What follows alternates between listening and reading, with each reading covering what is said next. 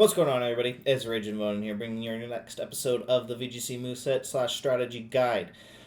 This series will take a little bit of a different turn as we wrap up Regulation D here. The World Championships are finished, so Regulation D official competing will be coming to a close. Kind of weird that Regulation D got one tournament, and that tournament was Worlds, and now we're going to be moving on with the Teal Mask and everything coming out. We're moving kind of fast here for regulations. Not sure exactly how I feel about it. Wish Regulation D got a little bit longer. I wish Regulation C got a little longer. But it is what it is. We're here. Anyways, we're going to kind of be talking about some niche picks that made it towards the top in Worlds. Kind of to wrap up Regulation D, talk about how they made it there, why they made it there, what role they played. And then we'll see if we can find the teams and use them ourselves. World's just barely finished, and so I'm sure more and more teams will be coming out as time goes on. So hopefully we'll be able to find these teams within the next few weeks. But anyways, today we're talking about Brambleghast, and I believe it made 13th. I'll check, but I believe it made 13th in the world. Yeah, so you can kind of see on my screen here, it was by Emilio Forbes, very well-known player. He made 13th, and his team was Flutter, Urshifu, I don't know which form, Brambleghast, Goldango, Fluttermane, and Tornadus. So looking at Brambleghast here, you might be, how did something with such trash stats make it 13th in the World Championships? And the reason is this. Wind Rider. Completely the only reason why this Pokemon is good.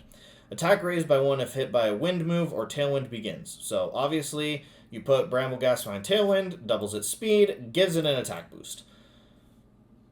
Really good. But the important thing is the wind move immunity. There are subcategories of moves in Pokemon that go beyond the special physical, such as contact, wind, sound, those kinds of things. Wind moves are like Icy Wind, Heat Wave, any of the new Genie moves, Sandsteer, Bolt, Wild Bolt, and Bleak Wind. So it just gives immunity to so many good moves in VGC right now. There's so much Heat Wave, so much Bleak Wind, so much everything of that. As well as Brambleghast being a ghost type gets immunity to Dragonite's extreme speed. And so this thing has a lot of moves that it just doesn't get hit by.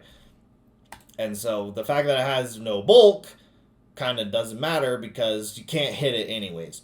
It gets things like Bullet Seed, Shadow Sneak. You can run loaded dice on it to get a bunch of Bullet Seed hits. I don't know the Terra type that Emilio ran on his Brambleghast or the moveset, but that's Brambleghast has one job, and that is its job, is to get attack boosts, be immune, and just try and do as much damage as it can. Obviously, it's surrounded by huge threats like Urshifu, Fluttermane, and Chiyu, and Goldango on the team. Those are the big, burst, massive damage, but Brambleghast is really good at coming in, saying, oh, you only have your Tornadus left, oh, you only have your Heatran left with Earth Power and Heat Wave, I resist that, immune to 1, immune to your Icy Wind, immune to your Bleak Wind, you can't hit me, ha ha ha ha, I win. So that is the reason why this thing has trash stats, but actually made it 13th in the World Championship. If you don't respect it and you put yourself in a bad position where you only have your wind moves left and Brambleghast comes out in the back, you just lose. There's absolutely nothing that you can do about it. Or if you only have Dragonite locked into E-Speed, you lose. It's a ghost type. And so that's kind of what Brambleghast does. I'm hoping that we can get access to Emilio's team. I do follow him on Twitter. I don't know if he's released it yet, but I would love to use his exact Brambleghast team that he got 13th with on our Road to Ranked episode. And so we could be able to take a look at that. But yeah, we'll just take a look at its move pool here, kind of figure out what it does.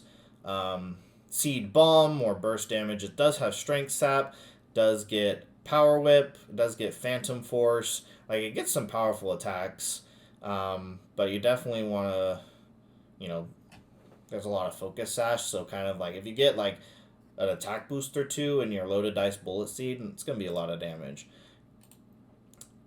Base 115, not timid. Base 115 is a respectable stat. Hitting 156 is a respectable stat, especially with Tailwind up.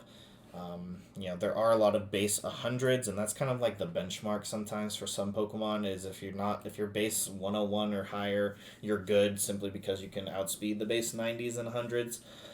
But with Tailwind, and especially with a lot of Pokemon running a little bit more bulk as opposed to max speed, base 90 under Tailwind, not terrible. And so, yeah, that's Brambleghast. Definition of a one-trick pony, but hey, it gets the job done, You know what I'm saying? So, let me know in the comments below what you think about Brambleghast making it 13th in the World Championships. And let me know if you're excited for me to use it on our next Road to Ranked video. Yeah, that's going to do it for me. I hope you enjoyed, everybody. And make sure to subscribe, because this is the place to be as we wrap up Regulation D. And I'll see you in the next one. Bye!